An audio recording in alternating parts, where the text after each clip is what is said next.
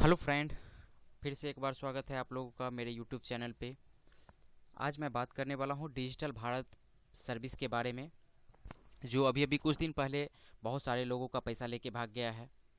अब समस्या ये है कि हर तरह के रिटेलर थे, किसी का 10,000, किसी का 20,000, किसी का 50,000, किसी का लाख, किसी का उससे ज़्यादा भी गया है।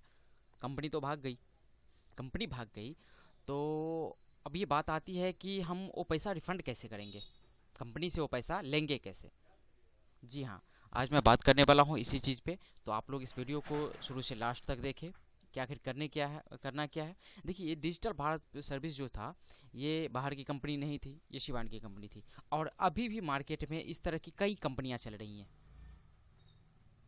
मैं एक दो कंपनियों का नाम नहीं लूँगा, बहुत सारे ऐसे कंपनी हैं जो अभी भी चल रहा है। ठीक है, जैसे हो गया डिजिटल भारत पे, निकट पे, आईसीपी,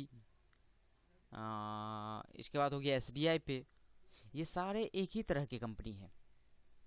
कहने का मतलब ये हुआ कि सारा एक ही कंपनी है, सिर्फ नाम बदल बदल के काम कर रहा है। तो सबसे पहले हम लोगों को ये भी देखना है कि लोग अभी भी किस कंपनी के साथ काम कर रहा है। अगर आप लोग इसी तरह के किसी फ्रॉड कंपनी के साथ काम कर रहे हैं तो निश्चित रूप से आप लोग सतर्क हो जाएं। आप लोग सतर्क हो जाइएगा तो आप लोग होने वाले आगे जो फ्रॉड केस होगा उससे आप लोग बच सकते हैं। ठीक है,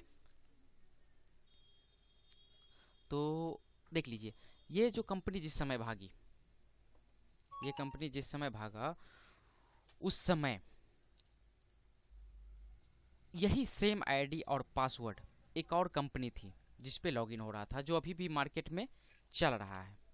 ठीक है, मैं बताने वाला हूँ कौन सा कंपनी था। कुछ लोग जानते हैं, कुछ लोग नहीं भी जानते हैं। तो देख लीजिए, मैं आपको बताता हूँ कौन सी कंपनी थी।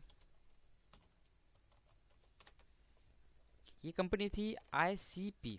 अगर आप लोग इसका नाम नहीं सुने हैं तो इसको भी आप लोग सर्च कर लीजिए। अगर सुने हुए हैं तो फिर अच्छी बात है। आप लोग पता कीजिए कि सही में आईसीपी पे लॉगिन हो रहा था या नहीं हो रहा था। यही वो कंपनी है जिस पे डिजिटल भारत पे का आईडी पासवर्ड से लॉगिन हो रहा था। अब समझने वाली ये बात है कि डिजिटल भारत पे का आईडी पासवर्ड से आईसीपी क्यों खोल लेगा। सीधी बात है कि सारा एक ही कंपनी का है। और अभी सिर्फ डिजिटल भारत पे ही नहीं भागा है, इसके साथ साथ एसबीआई पे भी भागा है। एसबीआई पे इसी महीना भागा है। तो कहीं ना कहीं ये लोग सारा ग्रुप मिला हुआ है, धीरे धीरे अपना एक दूसरा पोर्टल खोलता है और पहला पोर्टल बंद करता है। ठीक है, और एक और कंपनी आया है जो डिजिटल भारत पे की तरह सेम है। आप लोग अगर उसका नाम नहीं सुने हैं तो आप लोग वो भी समझ लीजिए पहले, फिर मैं बताऊंगा कि पेमेंट कैसे रिफंड होगा।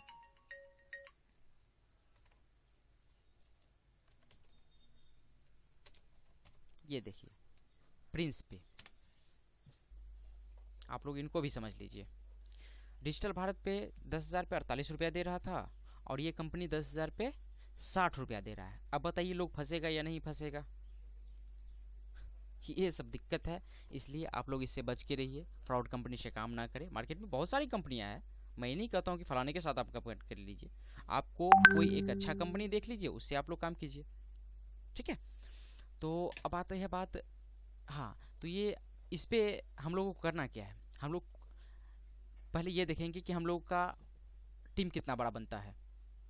टीम का मतलब ही हुआ कि कितने लोगों का पैसा फंसा हुआ है, क्योंकि कोई ना कोई डिस्ट्रीब्यूटर होगा, कोई तो कोई सुपर होगा, पार्टनर होगा। आप लोग उनसे कांटेक्ट करें, सबका एक साथ एप्लीकेशन लिखें। एप्लीकेशन लिखने के बाद इसको आपको एफआईआर करना है। एफआईआर करना है 2 कंपनी पे, एक कंपनी पे नहीं।